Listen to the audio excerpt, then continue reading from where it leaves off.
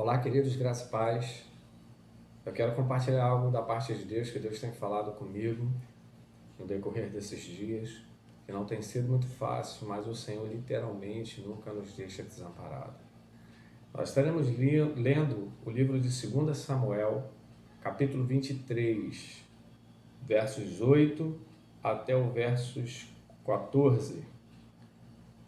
2 Samuel, capítulo 23, versos 8 ao 14, e separa na tua Bíblia também o capítulo 11, versos 1, estaremos lendo um ou dois versículos no máximo do capítulo 11, mas estaremos lendo primeiro o capítulo 23 de 2 Samuel.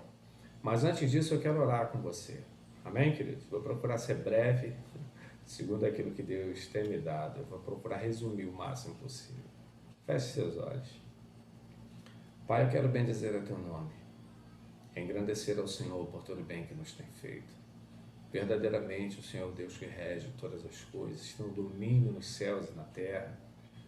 O universo, Senhor da glória, obedece a sua voz. O mar obedece a sua voz, a tempestade, o vento obedece a sua voz. Os montes estremecem diante da sua voz.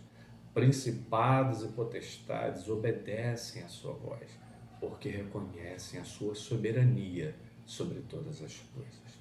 Tu és o general dos exércitos celestiais, aquele que era, que é, o que há de vir. Tu tens o controle sobre todas as coisas na palma de suas mãos. Eu quero bendizer a teu nome, te entregar a cada pessoa que estará ouvindo, Deus Todo-Poderoso, essa palavra que o Senhor tem compartilhado comigo, tem falado comigo e que eu irei compartilhar com os meus irmãos. Em nome de Jesus, que o Senhor possa estar trazendo a reflexão dos seus filhos, que o Senhor possa estar renovando as forças dos seus filhos, que o Senhor possa estar fazendo com que eles venham a se engajar na luta em relação àquilo que o Senhor os tem chamado já desde a fundação do mundo, desde o ventre de suas mães. É o que eu lhe peço e lhe agradeço, no nome de Jesus, o que vive e reina, para todo sempre. Amém e amém. Amém, queridos? Nós estaremos lendo o capítulo 23 do livro de 2 Samuel, depois nós estaremos lendo o capítulo 11 de 2 Samuel. Estaremos falando de dois personagens e também alguns inclusos aqui no capítulo 23, mas esses dois personagens que nós estaremos aqui ressaltando são bem conhecidos. Nós costumamos ouvir grandes pregações a respeito do pecado. O capítulo 11 de 2 Samuel fala a respeito do pecado que Davi comete com Betseba. Mas nós, antes de adentrarmos lá, eu quero estar lendo com você o capítulo 23, que fala a respeito dos valentes, do versos 8 em diante, de Davi. Tá bem?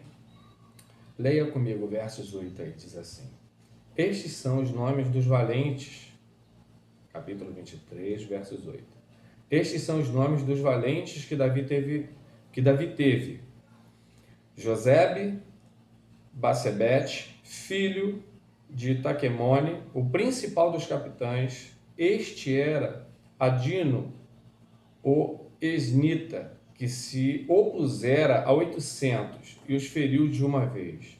E depois dele, Eleazar, filho de Dodô, filho de Aoi, entre os três valentes que estavam com Davi, quando procuraram os filisteus que ali se ajuntaram à peleja, e quando de Israel os homens subiram. Este se levantou e feriu os filisteus até lhe cansar a mão e ficar a espada sua mão apegada à espada. E naquele dia o Senhor operou um grande livramento, e o povo voltou atrás deles somente a tomar os despojos, ou o despojo. E depois dele, Sama, filho de Agé, o Ararita. Quando os filisteus se ajuntaram numa multidão, onde havia um pedaço de terra cheia de lentilhas, e o povo fugira de diante dos filisteus. Estes, pois, se pôs no meio daquele pedaço de terra e o defendeu, e o feriu os filisteus, e o Senhor operou um grande livramento. Também 3 dos 30 da cabeça, 30, também 3 dos 30 cabeças desceram e vieram no meio da cega, no tempo da cega de Davi, a caverna de Adulão, e a multidão dos filisteus acampara no vale de Refaim. Davi estava então num lugar forte, e a guarnição dos filisteus estava em Belém. Versos 15. E teve Davi desejo, e disse: quem me dera beber da água da cisterna de Belém, que está junto à porta? Então aqueles 3 valentes romperam pelo arraial dos filisteus, tiraram água da cisterna de Belém, que está junto à porta, e tomaram e a trouxeram a Davi. Porém ele não a quis beber, mas derramou perante o Senhor e disse: guarda-me, ó Senhor, que tal faças beber eu o sangue de homens que foram a risco de sua vida, de maneira que não quis beber. Isso fizeram aqueles 3 valentes. Agora vai lá no versos 38 e 39. Diz assim: Ira, Getrita, Jerebe, Getrita, Urias, Eteu, 37 por todos. Amém, queridos? Vou repetir aí esse finalzinho aí. Ira, Getrita, Jerebe, Getrita, Urias, Eteu, 37 por todos. Eu poderia estar falando sobre os grandes feitos aqui desses homens em que comporam o exército, a guarnição dos valentes, em outras traduções, dos poderosos de Davi. Eu poderia estar falando aqui a respeito de Josebe-Bessete, que significa, que é uma variação do nome José, que significa aquele que acrescenta, Bessebete, que significa apaziguador, ou aquele que acrescenta paz, o nome em si. Poderia estar falando de Eleazar, que significa Deus socorreu, e como nós lemos lá no versos 9, no verso 10, que Deus deu um grande livramento para o povo, através desses homens. Ele em si, Eleazar, que após ele lutar tanto, ele cansado da batalha, a espada estava em sua mão como que soldada, unida à sua própria carne, devido ao cansaço que ele se encontrava de tanto que ele tinha lutado.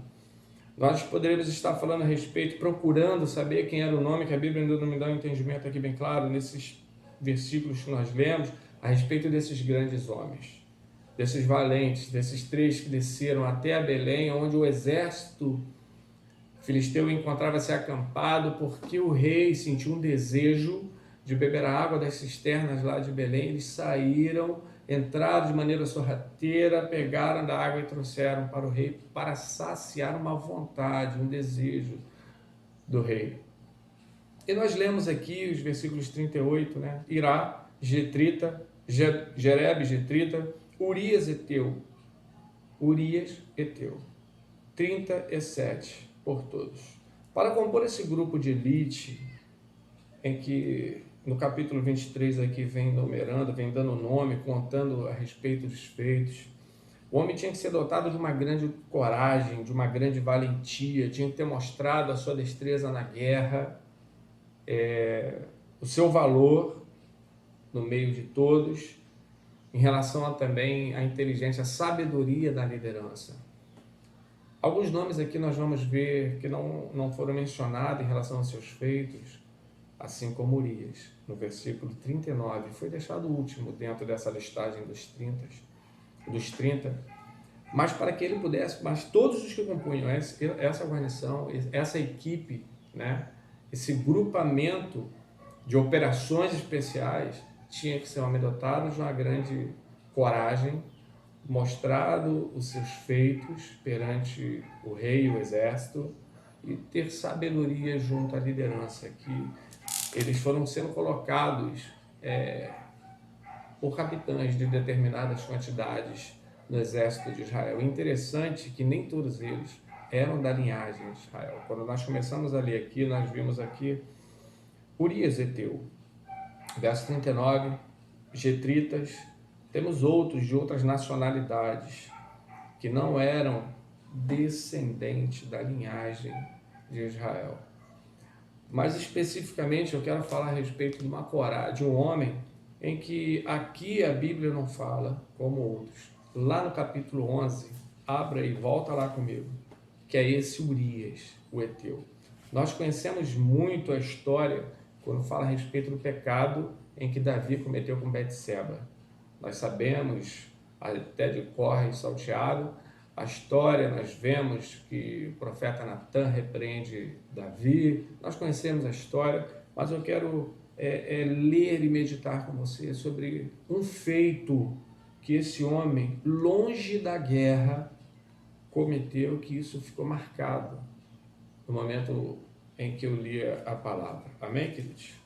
Capítulo 11 diz assim: E aconteceu que, tendo decorrido um ano, no tempo em que os reis saem para a guerra, enviou Davi a Joabe e a seus servos com ele, e a todo Israel, para que destruísse os filhos de Amon e cercassem Rabá. Porém, Davi ficou em Jerusalém. Versos 2. E aconteceu, à hora da tarde, que Davi se levantou do seu leito, andava passeando pelo terraço da sua casa, e viu do terraço uma mulher que se estava lavando, e era mulher muito formosa à vista.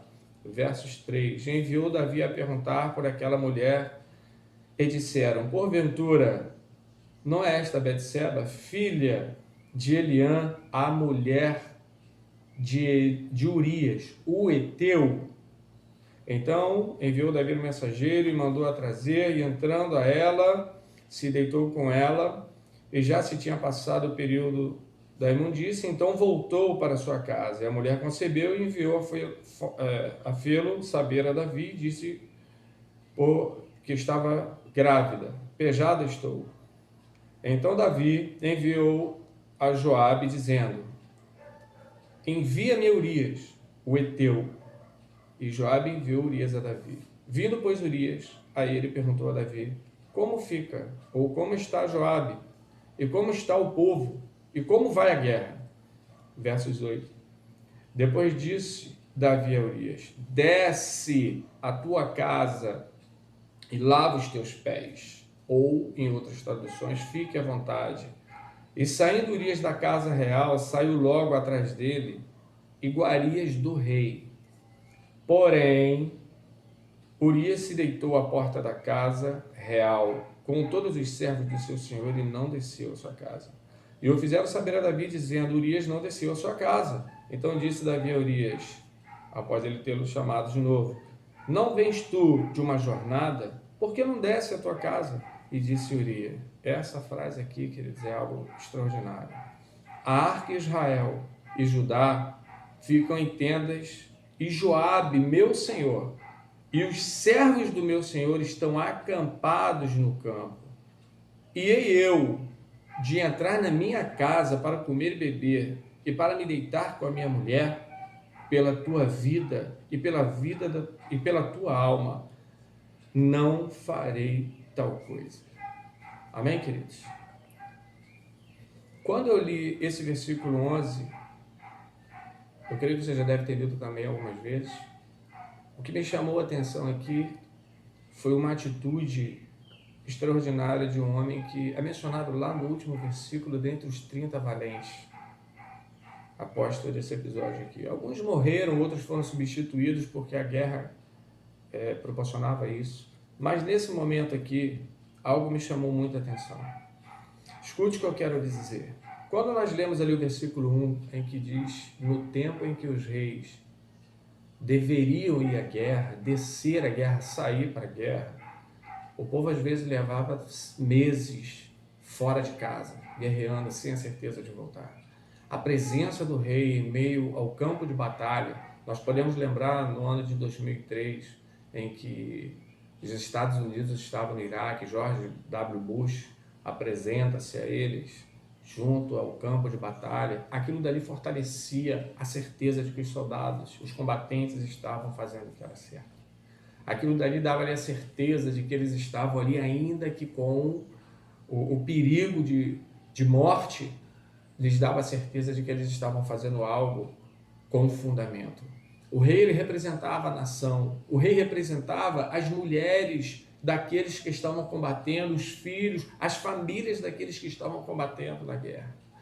Urias, quando ele chega até a cidade, Urias, quando ele é chamado pelo rei, ele tinha opção de ir para casa, descansar, ele tinha a opção de estar com a sua esposa, folgando por conta dele já ter combatido outros combates, dele ter lutado em favor não só da família dele, pela paz da família dele, mas pela paz de todas as outras famílias que estavam sendo representadas lá na cidade enquanto eles estavam na guerra. Urias poderia muito bem ter falado assim: eu já fiz a minha parte, eu tenho procurado fazer a minha parte com zelo, e além do mais, tem outros que estão lá fazendo, tem outros que estarão lá lutando em meu favor. Agora eu acho que é nada mais justo do que eu dar uma descansada. Urias, podendo fazer isso, não era outro quem o estava determinando, era o próprio rei quem o estava determinando.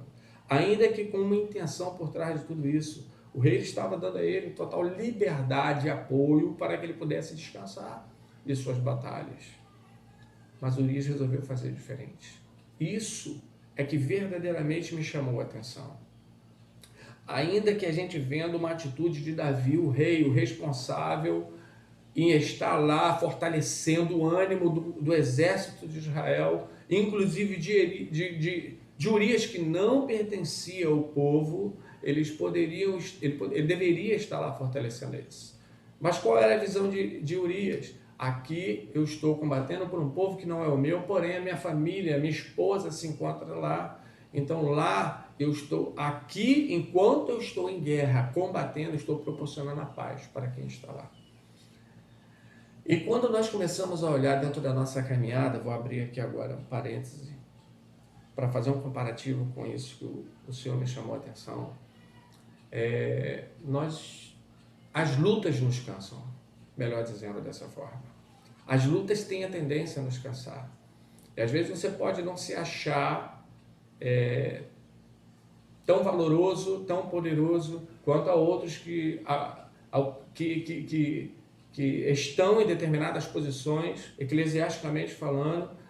Mas escuta o que eu vou te dizer, queridos. As lutas cansam, sim, cansam. Mas nós não podemos parar de lutar. Escute o que eu vou te dizer. Nós estamos em guerra. A partir do momento em que nós declaramos servirmos ao Cristo ressurreto, vivo, compramos uma briga contra o inferno. Nós levantamos uma bandeira em favor do reino celestial, em favor das famílias, em favor das vidas que estão perdidas, e levantamos uma bandeira contra Satanás e os seus anjos. As guerras, elas nem sempre vão ser contínuas. É como se um país e o outro estando em guerra, eles não atacam simultaneamente em todos os estados. As lutas que acontecem em determinadas cidades simbolizam as batalhas em que você vivemos, em determinadas partes da nossa vida. Quando nós estamos em guerra, nós temos a certeza de que só teremos paz quando a guerra acabar.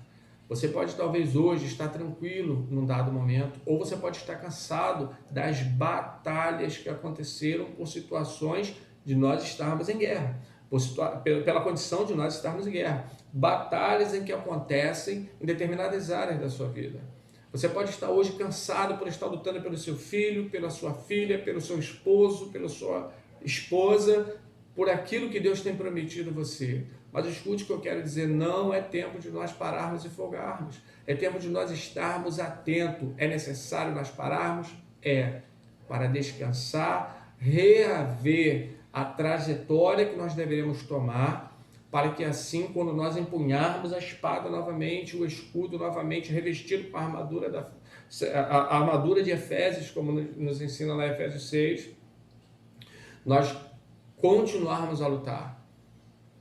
Querido, você pode talvez ter sido entristecida por alguém que não deveria. Nós acabamos de ler aqui que quem colocou Urias para ir para a linha de batalha e morrer foi o próprio rei. Jamais Urias pensaria que o rei seria capaz de tal coisa. O rei representava a nação por quem ele estava lutando, representava a paz para a família dele, para os outros dos companheiros de guerra. E o próprio rei o colocou na linha de frente para morrer. Porque quando ele viu que Urias, mesmo ele tendo embebedado Urias, para Urias voltar para casa e encobrir o erro dele com Betseba, o adultério que ele cometeu com Betseba, sabendo que foi falado para ele quem era o marido de Betseba. Ele agora resolve encobrir um erro com outro erro. Davi envia uma carta para Joabe, que era o general lá no momento, para que ele pudesse colocar Urias na linha de frente de batalha e o deixar só para morrer. Agora vindo também como mandante cometendo um homicídio, mas isso não era esperado por Urias. A quem Urias ajudou a consolidar o reino, a quem Urias batalhou fortemente para que ele pudesse estar na condição de rei. Sabemos que Deus o tinha ungido, Deus o tinha prometido ser rei no lugar de Saul, sobre todo Israel. Urias ele não era israelita, porém ele tinha uma devoção muito grande ao rei Davi, a quem o traíra e o colocara à linha de frente para morrer. Talvez você possa ter passado por uma situação adversa em que pessoas que você menos esperava te colocou para morrer na linha de batalha, num lugar onde só você poderia estar. Talvez você possa estar cansado da batalha, mas escute o que eu quero te dizer, querido, querida. Eleazar, ele estava cansado, mas a espada não se desgrudou de sua mão. Nós lemos isso lá no capítulo 23. Nós temos que estar revestido com a armadura celestial, como diz lá em Efésios. A espada do Espírito não pode estar fora de nossas mãos, ainda que no momento nosso de descanso, que não é para nós nos regalarmos. Eu sei, queridos, que é bom nós sairmos, nós curtirmos com a nossa família, e se nós tivermos condição, temos que fazer sim, mas nós precisamos estar lutando todos os dias em favor das famílias, em favor da membresia da igreja a qual você congrega, daqueles a quem você talvez nem tenha tanta afinidade, mas que um dia, estando eles de pé, pode estar te auxiliando. Bom que caminhem dois, é o que diz a palavra, porque se um cai, o outro tem auxílio, tem melhor paga. E disse um ao outro, esforça-te. E um ao outro ajudou e disse, esforça-te. Não é isso que vai nos dizer na palavra a respeito dessa necessidade? Eu estava agora há pouco tempo conversando com o meu pastor e eu falei assim para ele, pastor, eu estou cansado. Interessante, né? Foi onde o Senhor me renovou com essa palavra, eu tenho buscado forças nele. E pedi a ele assim, pastor, eu preciso de um ano sabático. Aquele ano que você não quer compromisso com nada, que você tira para descansar de tudo, que você não quer ter compromisso com nada, eclesiasticamente falando, nada. Porém, quando eu comecei a olhar para a minha lateral direita, olhar para a minha lateral esquerda, olhar para frente, olhar para dentro da minha casa, eu comecei a entender que existem pessoas que ainda precisam de que eu esteja lá no campo de batalha. O momento que nós pararmos é para nós retomarmos as forças, o oxigênio para voltarmos para a linha de frente, para combatermos o bom combate em favor das famílias, dos casamentos, dos membros da nossa parentela que ainda não conhecem a Cristo Jesus.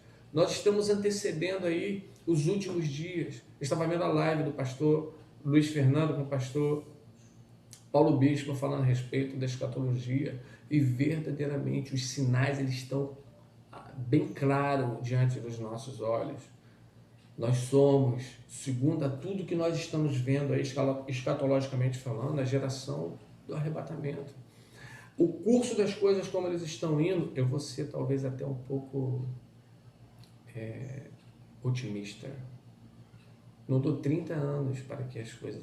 Poxa, mas Jesus não falou o dia que iria voltar. Mas a tendência... Porque se você, que tem a mesma idade que eu, que passou dos 40, não precisa me questionar depois, tá? Que você que passou dos 40 e viveu nessa terra há 30 anos atrás, quando jovem, adolescente, e compara os jovens adolescentes de hoje, nós estamos vendo uma geração futura perdida.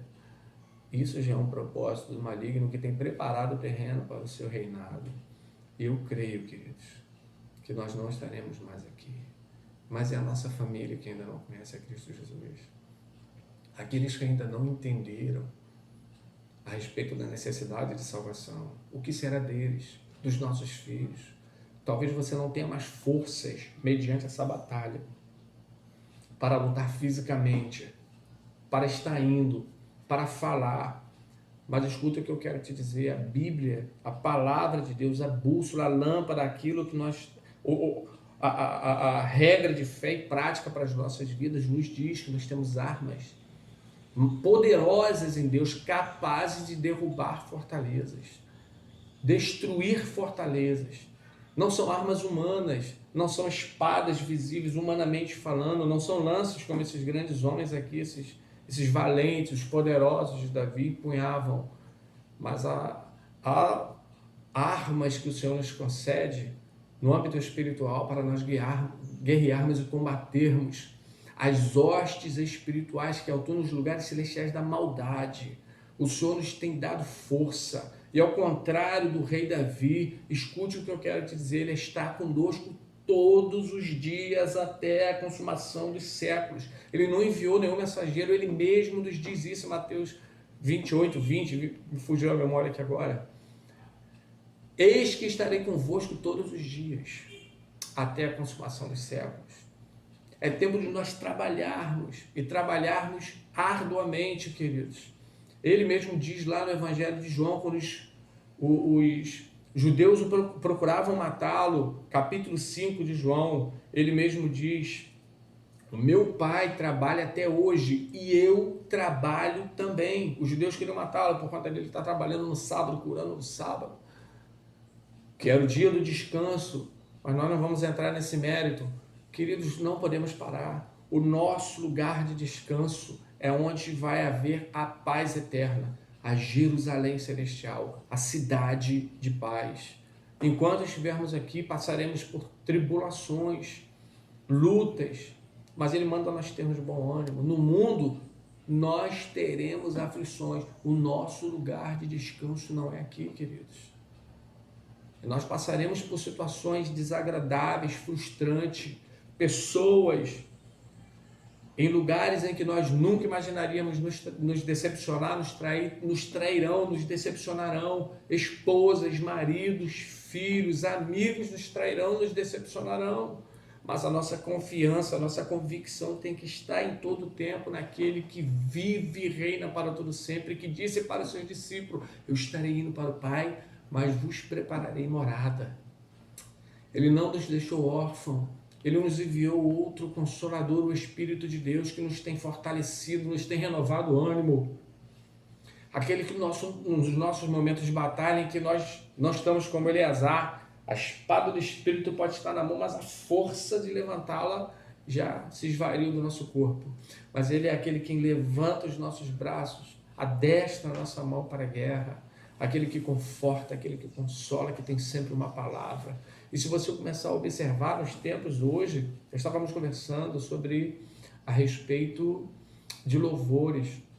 Temos ouvido muito louvores a respeito disso, porque quando você começa a evangelizar pessoas que você não conhece, você vai ouvir histórias. Tipo, eu tenho ouvido pelo meu trabalho fora, por onde o Senhor tem me colocado e me dado oportunidade de estar. Eu estive na igreja, me decepcionei com o pastor. Estive na igreja, me decepcionei com a liderança. Estive na igreja, me decepcionei com fulano, com Beltrano, com Ciclano, e abandonaram o campo de batalha. Escute o que eu quero te dizer, querido. Talvez você possa ter sido entristecido, possa estar enfraquecido, possa estar frustrado, frustrada com pessoas. Mas o Rei dos Reis, o Senhor dos Senhores, nos tem chamado para uma batalha a qual Ele mesmo tem ido à nossa frente. O general dos exércitos celestiais trabalha até agora incansavelmente para que eu e você tenhamos paz naquele grande dia. As batalhas não cessarão, mas eu tenho uma palavra para você neste dia. As boas novas para você. Há boas novas para você. O Senhor tem preparado morada para junto dele nós estarmos. aonde não haverá choro, não haverá tristeza, não haverá ranger de dentes. A glória do Senhor será manifesta durante toda a eternidade. A paz que excede o entendimento. A paz que excede o entendimento do homem. Essa nos tomará por toda a eternidade. Querido, quando nós olhamos para a realidade de Urias, ele era um homem que não era da descendência genealógica de Israel. Queridos, escute o que eu quero falar para você. Urias não era da descendência, da linhagem genealógica de Israel, mas ele foi colocado em meio ao exército de Israel, como eu e você fomos enxertados na videira. Nós podemos não ser de nenhuma tribo, de uma linhagem israelita, abrâmica, mas nós hoje pertencemos àquele que vive e reina para todo sempre, através do sangue que foi vertido naquela cruz. A aliança em que nós esperávamos fazer com Deus já foi feita conosco a partir do momento em que Ele derramou o seu sangue na cruz. Queridos, envie esse vídeo para aqueles a quem você vê que está triste. É normal que fiquemos frustrados neste mundo que jaz no maligno. Nós teremos aflições. Tende bom ânimo. Jesus venceu o mundo. Nós venceremos também. Talvez você possa estar sendo lançado para o campo de batalha, ainda que para morrer, ainda que fisicamente. Mas a expectativa que eu tenho para você neste dia, a esperança que eu tenho a dizer a você nesse dia, o Senhor venceu todas as coisas. Ele está vivo, assentado à destra do Deus Todo-Poderoso, aguardando aquele dia em que Ele se levantará do seu trono de glória para julgar todas as nações e levar a sua amada noiva para com Ele. Querido, volte para o aprisco. Já dizia o grande velejador, navegar é preciso. Eu vou aproveitar desta frase e dizer, congregar é preciso. Não há como termos comunhão isolados. Comunhão aponta para estarmos juntos, para participarmos do corpo no momento da ceia, para compartilharmos momentos de dificuldade, conversarmos uns com os outros, confessarmos as nossas necessidades aos santos, para juntos estarmos combatendo em favor das famílias, dos que hão de herdar a salvação, daqueles que ainda não conhecem a Cristo Jesus. Para retirarmos das garras de Satanás aqueles que estão aprisionados, como um dia eu também estive, em que vidas se levantaram, empunharam seus escudos, alinharam-se numa linha de frente de batalha para pelejar em favor da minha família, em favor da minha vida, para que eu tivesse restauração familiar, restauração em Cristo Jesus. Querido, eu quero convocar você para refletir que o tempo já se foi, o tempo de parada acabou, é tempo de nós voltarmos à guerra. O Senhor conta com você. O ministério que Deus concedeu a você pode até ser levantado outros para fazer, mas que o Senhor, como salmista, lhe dê o desejo de dizer todos os dias que não passe de nós o seu Espírito. E que tudo que o Senhor disse a nós venha se cumprir, que não seja preciso que se levante outra geração que vá avante, como diz o hino. Deus abençoe você, rica e abundantemente. Que essa palavra possa ficar ardendo no seu coração e que as suas atitudes possam estar sendo hoje voltadas como a atitude de Urias. Eu vou repetir para nós estarmos encerrando. E disse Urias no versos 11: a arca, Israel e Judá ficam em tendas. Joabe, na parte C, meu senhor e os servos do meu senhor estão acampados no campo, e hei eu de entrar em minha casa para comer e beber e para deitar com a minha mulher, pela tua vida, pela vida da tua alma, não farei tal coisa. Volte, querido, o mais rápido possível. Empunhe a sua espada, o seu escudo da fé, vista novamente a sua armadura celestial, para que você possa estar firme contra as astutas ciladas do diabo. Que o Senhor Deus abençoe a sua vida.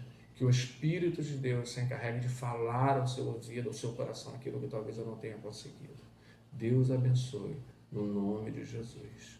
Eu quero fazer uma oração para nós terminarmos. Feche seus olhos. Pai, eu sei que Tu és Deus que move as montanhas, que muda o cenário, que para todo o sistema solar em favor dos céus. Tu és Deus, Senhor, que quando lemos a Tua palavra nunca deixou faltar profeta, sacerdote e nem adoradores. Eu louvo ao Teu nome, Senhor, porque nesses tempos que se chamam hoje, muitos de nós podemos estar como Elias estava, entristecido, enfraquecido e procurando se encavernar.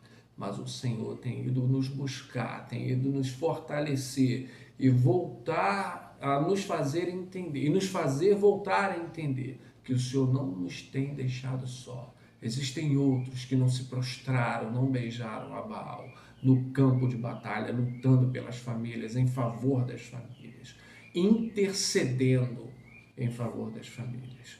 E eu quero te pedir a todos esses que estão cansados, sobrecarregados, que o Senhor os alivie do fardo, Senhor. Que o Senhor troque o seu fardo com o fardo deles, que é leve. Obrigado por tudo, Senhor. No nome de Jesus Cristo, aquele que vive e reina para todo sempre, pelos séculos dos séculos. Amém, Senhor. Amém, queridos? Graça e paz seja sobre a sua vida.